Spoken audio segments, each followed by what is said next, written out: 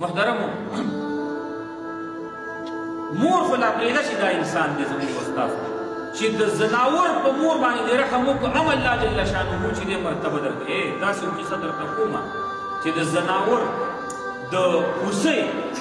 د بارسنګۍ چې ورته دي وایي د دې په بچو باندې رحم وکړو الله پاک ورته بادشاهي ورکړه تاسو به حیران پاتې شئ چې دا څوک دی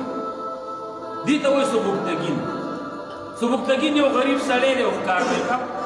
او دومره غریبي ولده چې انتهایی درجه بس په ښکار باندې به یې خپل هغه ژوند چلاوه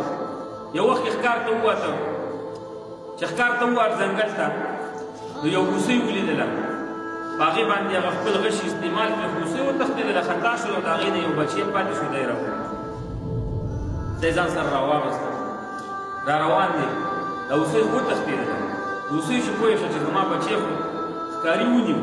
زما ګور د مور